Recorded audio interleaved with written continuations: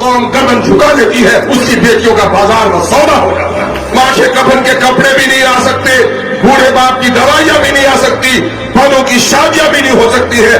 آج ہمارے لیے کمانے کا راستہ بھی بند کر دیا گیا ہے. کہیں برقع میری بیٹی پہنتی ہے اور دوسرے کی بیٹی کا چہرہ جلنے لگتا ہے. میرا عالم دین ٹوپی پہنتا ہے اور دوسرے کے سر پر بجلی گرتی ہے. میرا آدمی اذان دیتا ہے, دوسرے کے کان میں کھجاہٹ ہونے لگتی ہے. کیوں ہوا ایسا؟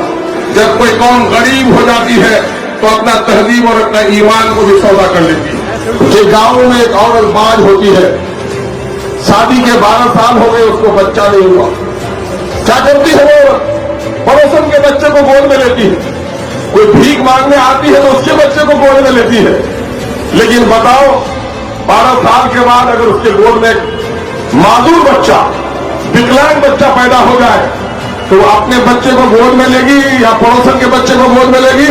جو قوم اپنے کو بدلنے کے لیے تیار نہیں ہوگی, خدا بھی اس کی حالت کو نہیں بدلے گا, اس لیے اپنی حالت کو بدلنے کے لیے تیار ہوگا. 35% آبادی ہے اقلیتوں کی, نوکری میں 5% بھی آبادی نہیں ہے. دیدی کے لوگوں سے میں کہنا چاہتا ہوں کہ کس شرم سے ووٹ مانگو گے؟ اور میں غیرت مند اتحاد کے لوگوں کو کہنا چاہتا ہوں, بھول گئے ایمس کا برانچ کہاں کے لیے آیا تھا؟ اتحاد کے لیے آیا تھا کہ نہیں آیا تھا؟ میں اس وقت بہار کا ایم ایل اے تھا اور دوسری پارٹی سے تھا. پارٹی کے لائن سے اوپر اٹھ کر آ کر میں نے یہاں پر آپ کے دھرنا میں شامل ہوا تھا اور کہا تھا کہ اگر اتحاد میں ایمس کا برانچ ہو جائے گا تو میری ماں بھی بیمار ہوگی تو آ کر یہاں علاج ہو جائے گا. لیکن آپ کے اتحاد میں ایمس کے برانچ کو بننے نہیں دیا گیا. سارا وکاس کلکتہ اور کلکتہ کے نکٹتم چھیتر میں ہوا. آج پوچھو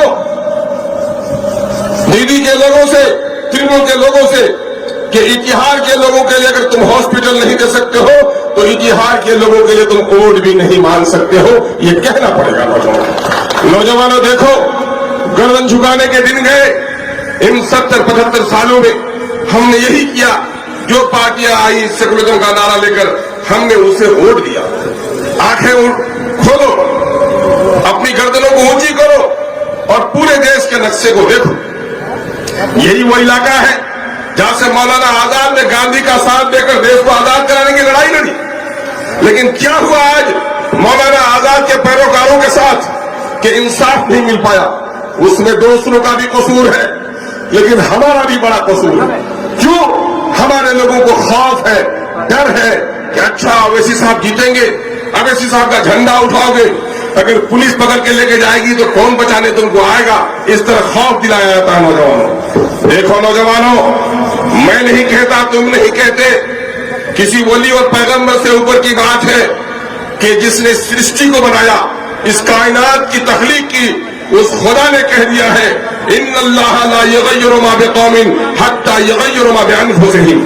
جو قوم اپنے کو بدلنے کے لیے تیار نہیں ہوگی خدا بھی اس کی حالت کو نہیں بدلے گا, اس لیے اپنی حالت کو بدلنے کے لیے تیار ہوگا. معلوم ہے آسام کے علاقے میں جب ہاتھی کو پھنسایا جاتا ہے تو ہاتھی کا بچہ پکڑا جاتا ہے اور اس ہاتھی کے بچے کو جنجیروں میں باندھ کر کسی درخت میں باندھ دیا جاتا ہے اور وہ ہاتھی کا بچہ اتنا طاقتور ہوتا ہے یہ کمزور چھوٹی درختوں کو ہلا ہی نہیں دیتا بلکہ جنزیر کے موٹی کڑیوں کو بھی مروڑ دیتا ہے. لیکن باندھتے باندھتے وہ باندھنے کا عادی ہو جاتا ہے اور وہ ہاتھی جب بڑا ہو جاتا ہے تو بارات میں کبھی دیکھا ہوگا ہمارے نوجوانوں نے, بچوں کو تو میسر نہیں, کہ بیل والے رسی سے ہاتھی کو باندھ دیا جاتا ہے اور اس کھوٹے سے ہاتھی ادھر نہیں بھاگتا. کیوں؟ اس کے دماغ میں بیٹھ جاتا ہے کہ وہ جنجیر جو ہم نہیں توڑ سکے تھے یہ رسی بھی نہیں توڑ سکتے. اے کئیوں نوجوانوں, میں تمہیں تمہاری طاقت کا اندازہ بتاتا ہوں کہ 35% اقلیت کے لوگ, دوسری جاتی کے پچھلے لوگ, تمہیں انصاف نہیں مل پا رہا ہے. لیکن تلنگانہ میں جا کر دیکھو 12% اقلیت کے لوگ ہیں, اپنا ڈنکا وہاں پر بجوا رہے ہیں اس لیے کہ اپنی جماعت اس نے بنائی ہے. جس نے اپنی جماعت بنائی ہے اس کو دنیا میں انصاف ملا ہے.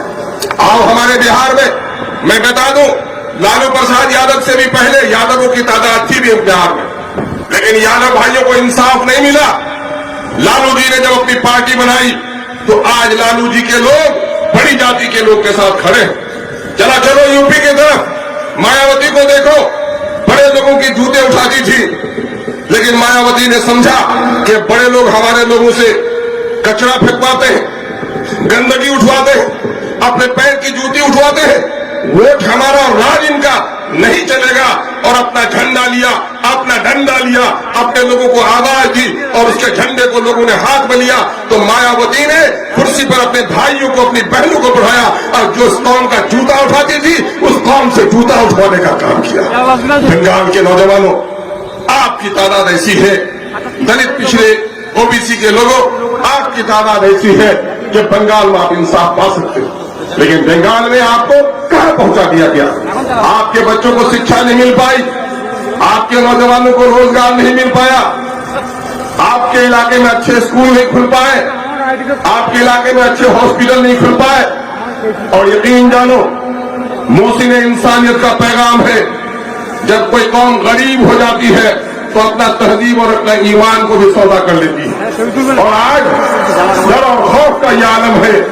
गुलामी किसी की जंजीरों को गर्दन में बांधने का नाम नहीं है, गुलामी खौफ से अपनी गर्दनों को झुका लेने का नाम है। क्या यह बात सही नहीं है कि आज हाथों में कंगन पहनकर और कानों में बालियां लेकर अपना नाम बदलकर तुमको अपना तारुफ कराते हुए भी इस मुल्क में घबराहट हो रही है? ये घबराहट से निकलो, ये मुल्क किसी के बाप की जागीर नहीं है। जो आदमी आगे कदम बढ़ाता है, आसमान वाला उसकी मदद करता है, जो कौम गर्दन झुका लेती है उसकी बेटियों का बाजार में सौदा हो जाता है। क्या नहीं हुआ इस मुल्क में हमारा? इस मुल्क में कानून तोड़े गए, हमारे इबादत खाने को तोड़ा गया, हमारी तहजीब को मिटाने की कोशिश की गई, और ये सारा कुछ ये हुआ कि इस मुल्क के दस्तूर और आइन को तोड़ा गया। बाबा भीमराव अंबेडकर ने जिस कानून को बनाया उस कानून में यही है कि इस मुल्क का कोई धर्म नहीं होगा, ये जिम्मेदारी होगी कि दूसरे धर्मों का आदर करे और अपने धर्म का पालन करने की उसको आजादी मिलेगी। लेकिन आज इस मुल्क में अजान पर कहीं पाबंदी लगाई जा रही है, कहीं बुर्का मेरी बेटी पहनती है और दूसरे की बेटी का चेहरा जलने लगता है। मेरा आलिम दीन टोपी पहनता है और दूसरे के सर पर बिजली गिरती है। मेरा आदमी अजान देता है, दूसरे के कान में खुजाहट होने लगती है। क्यों हुआ ऐसा? इस मुल्क में अजान भी दो, हरि का भजन भी करो, संघ की आवाज भी निकले, गुरुद्वारे से भी इबादत की आवाज निकले।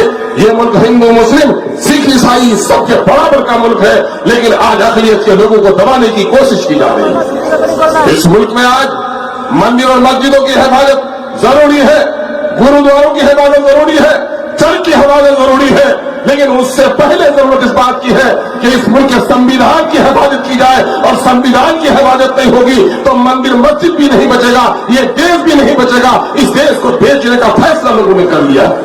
जीएसटी ने आपका हाल क्या कर दिया?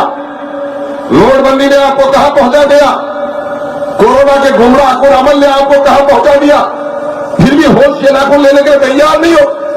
नौजवानों, तुमने बस्ती में देखा होगा, मैं मुखातिब नौजवानों तुमसे करता हूं, तुम मेरे अजीज हो और बड़ी उम्मीदें हैं कि देखो होता क्या है कि गांव में एक औरत बाज होती है, शादी के 12 साल हो गए, उसको बच्चा नहीं हुआ।